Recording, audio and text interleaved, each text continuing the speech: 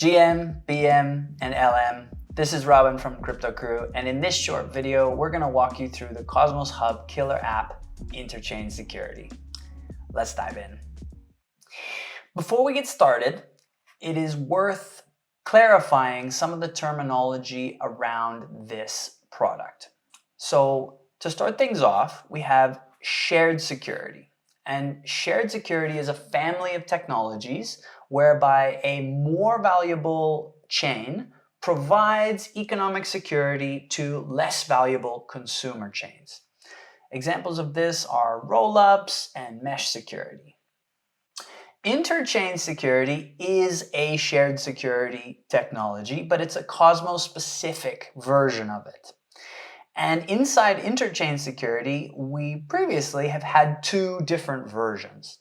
The first version is called replicated security, and replicated security is where the whole cosmoshub validator set contributes security to the consumer chain. But it was quickly realized that this is super cumbersome, especially for validators at the bottom end of the validator set.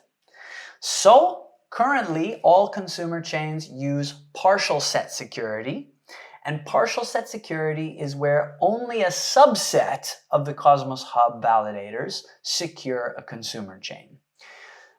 From here on out, we're going to use interchain security and partial set security as basically the same thing, since it's unlikely that any consumer chain in the near future is ever going to want or need replicated security.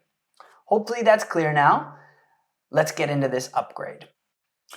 So the most recent cosmoshub upgrade basically splits all chain launches into two categories. Category one is called opt-in, and an opt-in chain can launch completely permissionlessly. No governance, no coordination with the cosmoshub core teams. All they need to do is register their chain on the Cosmos Hub with a simple transaction, and then their chain is live. Now, what's important is that validators can choose whether or not they want to validate any given chain that has been registered. This is called opting in.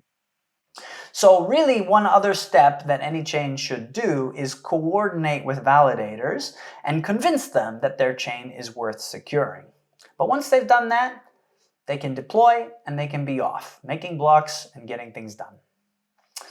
The other category of chain is called a top-end chain. And top-end consumer chains are a little bit different in that they require a certain percentage of the Cosmos Hub voting power to secure their chain.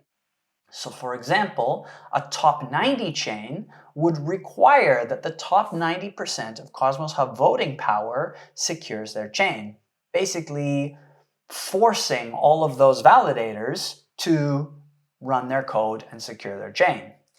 Now, because a top-end chain is going to force validators to secure their chain, these chains have to launch through the normal governance process first.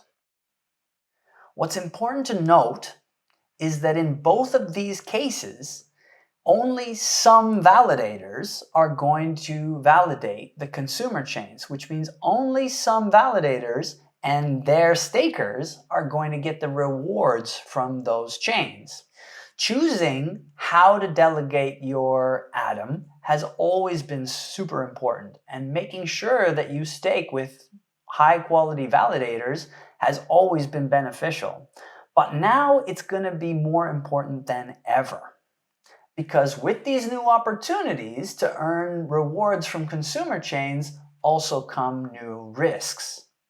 You see, if any validator gets slashed on a consumer chain, then they also get slashed on the Cosmos Hub and on all other consumer chains that they are currently validating. Which means that not only do you have to look for validators who are simply validating lots of chains, you need to make sure that those validators are actually technically capable of handling the chains that they've taken on. At CryptoCrew, we've been working very closely with the consumer chain teams, and we feel highly qualified to look after the needs that these chains have. We're really excited for the Cosmos Hub to be the best place to launch a chain, and we'll hope you'll come along with us for the ride. In the next video, we're gonna walk you through the Forge front end, which is where you can gather up information that you need to make decisions about how to stake your Atom in the best possible way. Stay tuned for that next video.